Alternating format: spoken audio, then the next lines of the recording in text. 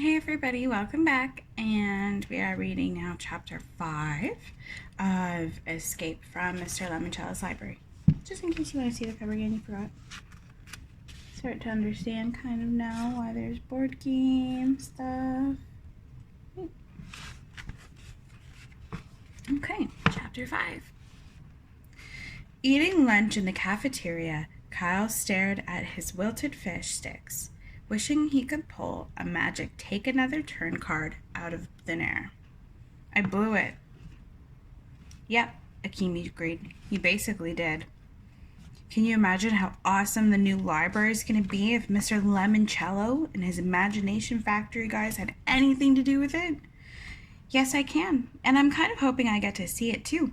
After all, I wrote a real essay, not one sentence about balloons. Thanks. Rub it in. Akimi eased up a little. Hey, Kyle. When you're playing a game like Sorry and you get bumped back 3 spaces, do you usually quit? No. If I get bumped, I play harder because I know I need to find a way to get back at those 3 spaces and pull ahead of the pack. Hey, guys. Miguel Fernandez carried his tray over to join Kyle and Akimi.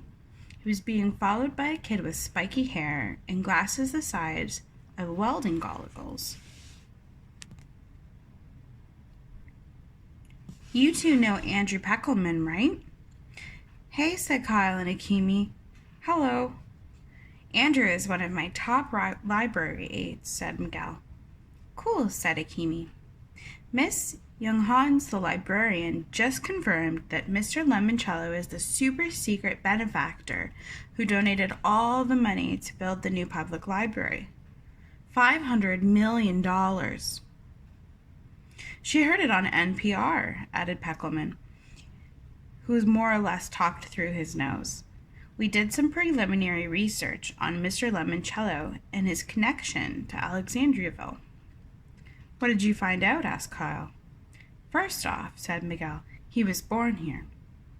He had 9 brothers and sisters, all of them crammed into a tiny apartment with only 1 bathroom over in Little Italy, said Miguel. And, said Peckelman, sounding like he wanted to one-up Miguel, he loved the old public library down on Market Street. He used to go there when he was a kid and needed a quiet place to think and doodle his ideas. And get this, Miguel said eagerly. Miss Tobin, the librarian back then, took an interest in little Luigi, even thought he was just, a kid like us. She kept the library open late some nights and let him borrow junk from her desk or her purse. Thimbles, thumbtacks, glue bottles, even red Barbie doll boots, stuff he used for game pieces so he could map out his first ideas on a library table. Then Andrew jumped in. Then Miss Tobin took Mr. Lemoncello's sketch for Family Frenzy home to her husband, who ran a print shop. They signed some papers, created a company, and within a couple years they were all millionaires. But Miguel had the last word.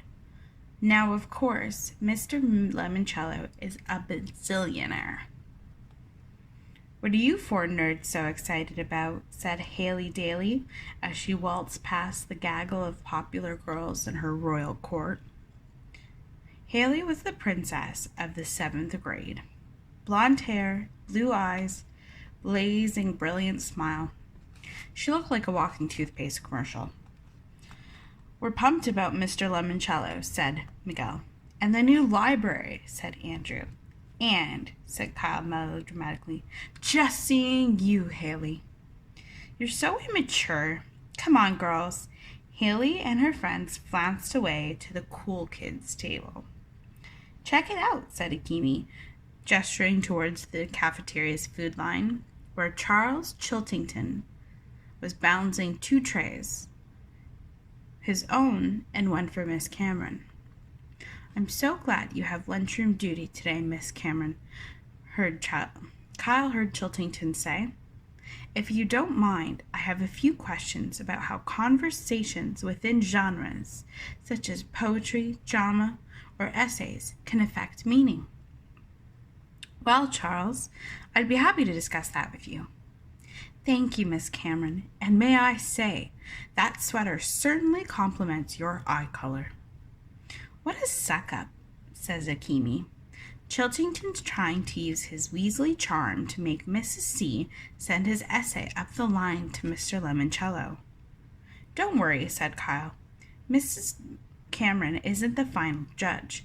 Mr. Lemoncello is, and since he's a genius, he will definitely pick the essays you guys all wrote. Undoubtedly, said Peckelman. Thanks, Kyle, said Miguel. I wish you could come win with us, said Akimi. Well, maybe I can. Like you said, this is just a move back 3 spaces card. A take a walk on the boardwalk when someone else owns it. It's a shoot and chutes and ladders, a detour to the molasses swamp in Candyland. Yo, Kyle, said Miguel. Exactly how many board games have you played? Enough to know that you don't ever quit until somebody else actually wins. He picked up his lunch and headed for the dirty tray window. Akimi called after him. Where are you going? I have the rest of lunch and all of study hall to work on a new essay. But Miss Cameron won't take it. Maybe. But I've got to roll the dice one more time. Maybe I'll get lucky. I hope so, said Akimi. Me too. See you on the bus. All right, so that was the first 5 chapters of the book. So we met a lot of characters so far. So many different characters. So we met Kyle Keeley, and he seems to be the main character, and his 2 brothers, Mike and Curtis. Yeah, Curtis. They all have different traits, characteristics about themselves that make them different from each other. Curtis is a nerd. He likes to study. And Mike is very good at sports. Like they said, if it has a ball, Mike Keeley is good at it. So they all have different characteristics. And then we got introduced to the world-famous librarian, Dr. Zinchenko, who seems to be in charge of the library on Mr. Lemoncello's behalf. We've met some friends, Akimi, Miguel, a not very nice girl there. What is her name? What doesn't matter.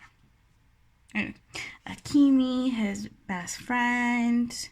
I really liked that Miguel is a part of the Library Aid Society. That's really cool. I wish that was in my school. I definitely would have been the president there.